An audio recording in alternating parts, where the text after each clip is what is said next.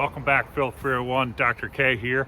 In our last video, we looked at Lady Philosophy's account of and evaluation of the common paths through which people strive to attain happiness. We saw that she rejected each of these paths as being insufficient to lead to true happiness. At the end of the video, I suggested, if you had read book 3, given we're talking about the medievals, and given maybe already what you have read in Boethius's Consolation, you could probably guess where she thinks the path to true happiness lies. It's going to be in goodness, truth, or God, right? Now, I suggested also that to say the path to true happiness is by pursuing God or is through God, one presupposes, if true happiness is possible, that God exists. In this video, we're going to look at Lady Philosophy's argument for the existence of God, which I call the argument for God from goodness. So the argument for God from goodness, it's composed of a main argument, which has two premises and a conclusion. And then we'll also see an argument for premise 1 and an argument for premise 2. So let's have her read through the argument. The main argument, premise 1, perfect goodness exists. Premise 2, God is perfect goodness. Conclusion in 3, thus God exists. So perfect goodness exists, God is perfect goodness, thus God exists. Let's look now at the argument for premise 1. 1a, if perfect goodness did not exist, then imperfect goods could not exist. 1b, but imperfect goods exist. 1, thus perfect goodness exists. Let's now look at the argument for premise 2. 2a, God is the greatest thing there is, by definition. 2b, the greatest thing is perfect goodness. 2, thus God is perfect goodness. So that was Lady Philosophy's argument for God from goodness. So in this video... Excuse me, Dr. K. Listen, I know you're into philosophy, medieval philosophy especially, but I told you while I'm recording these things, you just got to sit there and be quiet. Well, right now I have a question and I really need it answered. Can you please explain premise 1A? Look, I'll be happy to answer your question. Okay, so let's think a bit about 1A. If perfect goodness did not exist, imperfect goods could not exist.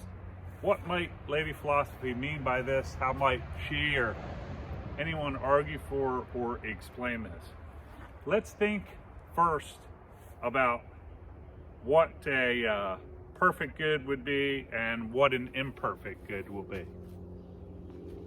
So a perfect good would be a complete good, right? It's something that contained the maximum possible amount of goodness. It's something that was good to the highest degree possible. That's to say, it was a complete good. If you possessed or had something like that, then there would be nothing left for you to desire, because you have the greatest thing that there is and that there could be. So you would be wanting for nothing. You would have a good that was a good to the highest degree. It contained all goods that could be within it, and it was good to the highest degree. So that's what a perfect or a complete or a supreme good would be. A imperfect good would be something that is good but would be lacking in some other kind of goodness, or would be such that having it by itself would not make it so that you had more to desire, right? So we might think of power by itself, fame by itself, wealth, position, pleasure. Each of these by themselves would be goods, but they're not perfect or complete goods. Why? Because you can have pleasure, but still crave power. Or you could have wealth, but there could still be other goods that you lack. For example, fame, right? So these and other goods would be imperfect in that sense. So why might Lady Philosophy think then that if perfect or absolute or complete goodness did not exist, imperfect goods could not exist? How could there be a incomplete or imperfect good, except if there was a complete, perfect, supreme good, and the incomplete or imperfect good was so because of how it was related to the complete, perfect good.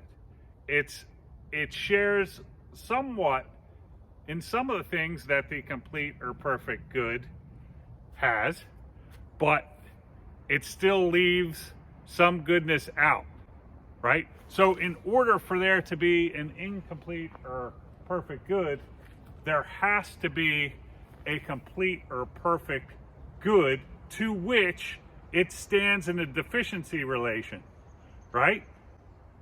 You couldn't say that something was imperfect or incomplete in a certain respect unless there was something that was perfect or complete to which you could be comparing it.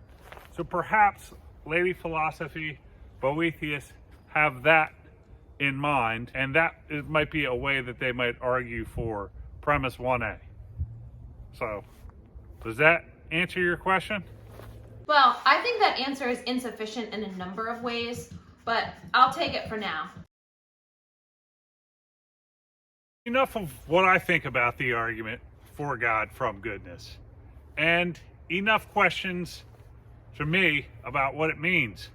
What do you think about the argument, and what do you think about what it or its claims mean? For example, how might you argue for or explain premise 1A? And remember, if you disagree with the conclusion of the argument, you got two main options. One, show that the premises don't add up to the conclusion. That's to say, show the argument's logically invalid. Or two, show that one or more of the premises is false. So, do you agree with the conclusion of the argument or not?